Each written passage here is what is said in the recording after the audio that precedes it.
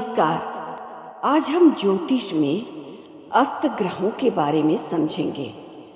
दरअसल कोई ग्रह जब सूर्य के निकट चला जाए तो वह सूर्य के तेज और ओज से प्रभावहीन हो जाता है। ऐसे ग्रह को अस्त ग्रह कहा जाता है। माना जाता है कि वह शुभ फल नहीं देता है।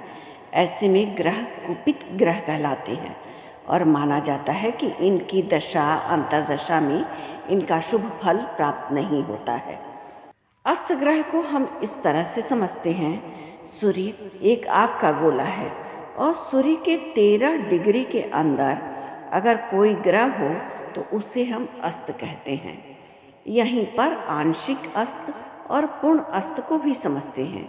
उदाहरण के तौर पर किसी की कुंडली में सूर्य 15 डिग्री का है और मंगल ग्रह 14 डिग्री का, तो यहाँ सूर्य और मंगल के बीच फासला सिर्फ 1 डिग्री का हुआ, तो मंगल यहाँ पर पूर्ण अस्त हो गया। जैसे जैसे डिग्री का फासला बढ़ता जाएगा, ग्रहों का अस्त दोष भी घटता जाएगा। उदाहरण स्वरूप सूर्य 15 डिग्री का है और मंगल 7 डिग्री का, तो इसे हम आंशिक अस्त कहेंगे।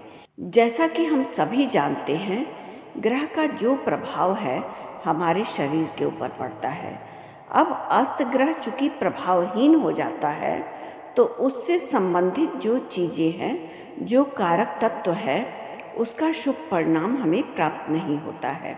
जैसे किसी 1000 वाट के हैलोजन के सामने एक मोमबत्ती रख दिया जाए और किसी अंधेरे कमरे में एक मोमबत्ती रख दिया जाए, तो अंधेरे कमरे वाला मोमबत्ती जबरदस्त उजाला करेगा और पूरे कमरे को प्रकाशित कर देगा। वहीं पर 1000 वाट के हैलोजन के सामने अगर एक मोमबत्ती को रख दिया जाए तो मोमबत्ती की अपनी शक्ति प्रभावहीन हो जाएगी। यहाँ अस्त ग्रह के प्रभाव को इस प्रकार भी समझा जाता है। वही है 1000 वाट का हैलोजन सूर्य। कोई भी ग्रह आपकी कुंडली के लिए जहाँ कारक है वहाँ वह अपना प्रभाव देता है। उदाहरण स्वरूप वृश्चिक लगन की कुंडली हो जहाँ बृहस्पति पंचमेश है। पंचम भाव से संतान, उच्च शिक्षा के बारे में हम जानते हैं। अब अगर बृहस्पति ग्रह अस्त हुए तो जातक को संतान संबंधित परेशानियां और शिक्षा में बाधा आएगी। यह तो साधारण मत है, लेकिन क्या अस्त ग्रह हमेशा अशुभ प्रभाव देता है? ज्योतिष में अस्त ग्रह कभी भी शुभ नहीं होता है। इसको इस प्रकार से हम समझते हैं, अगर हमारी कुंडली में छठा भाव रोग रिपु ऋण का है, शत्रु का है, कर्ज का है और छठे भाव का स्वामी यानी षष्ठेश अस्त हुआ तो यह जबरदस्त राजयोग बना देगा। क्योंकि अगर षष्ठेश अस्त हुआ तो जातक को कभी भी गंभीर बीमारी नहीं होगी। बीमारी पर वह हमेशा विजय हासिल कर लेगा, वह कभी कर्जदार नहीं होगा। शत्रु पर हमेशा विजय रहेगा, यानी उसके कोई शत्रु ही नहीं होंगे। षष्ठेश, अष्टमेश, द्वादशेश जितना बलवान हुआ उतना नुकसान और जितना कमजोर हुआ उतना ही अच्छा। इसीलिए षष्ठ, अष्टम और द्वादश भाव के स्वामी का स्वयं के घर में बैठना या एक दूसरे के घर में बैठने को विपरीत राजयोग कहते हैं। आपका शत्रु जितना कमजोर हुआ आपके लिए उतना ही फायदा है। छठा भाव शत्रु का है, छठा भाव जितना जल जाए, भस्म हो जाए, अस्त हो जाए, उतना ही अच्छा राजयोग।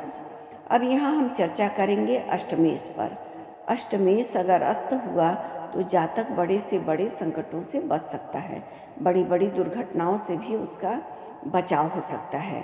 इसका उदाहरण ऐसे समझते हैं कि अगर हम घर से निकलते समय घर पर कुछ भूल गए तो हमें वापस से घर आना पड़ेगा। उस समय में हमको गुस्सा और झल्लाहट तो होगा ही कि हमारा बेवजह का समय बर्बाद हुआ, हमें वापस फिर से घर जाना पड़ा।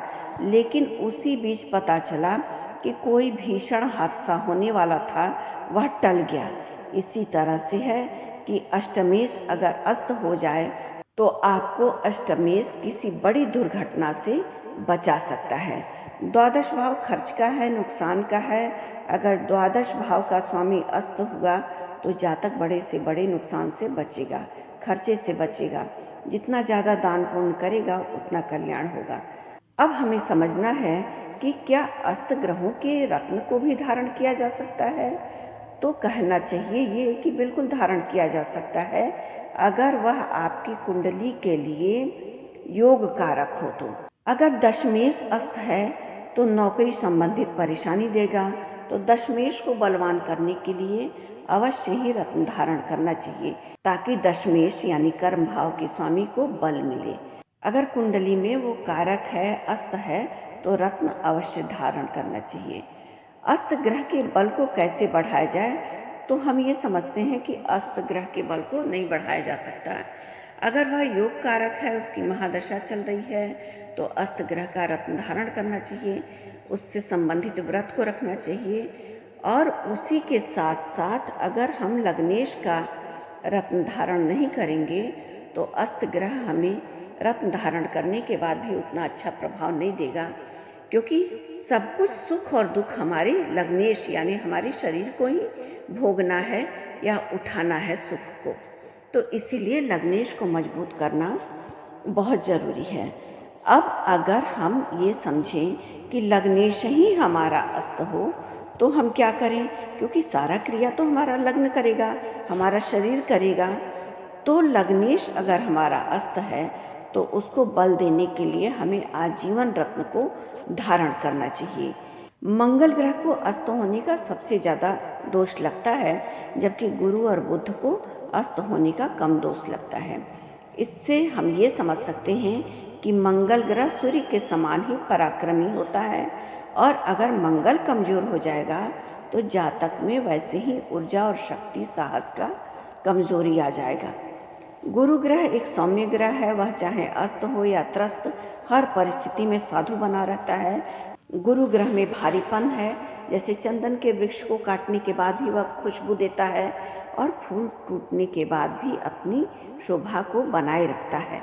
इसी तरह से गुरु ग्रह है, गुरु ग्रह अस्त हो तो भी प्रभाव देता है, और बुध ग्रह भी इसी तरह से है। और पूरे ब्रह्मांड का संचालन शनि ग्रह के ऊपर है।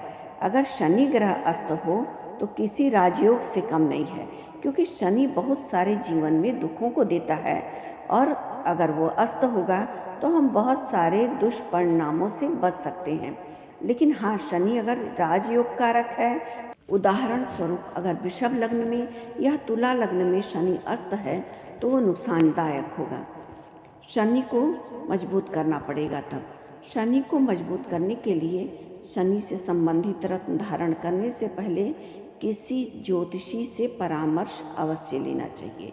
तो आज हमने ज्योतिष में अस्त ग्रहों के बारे में जाना। अगर आपको हमारा वीडियो पसंद आया हो तो हमारे वीडियो को लाइक करना ना भूलें और हमारे चैनल को सब्सक्राइब करें। आज के लिए बस इतना ही। धन्यवाद।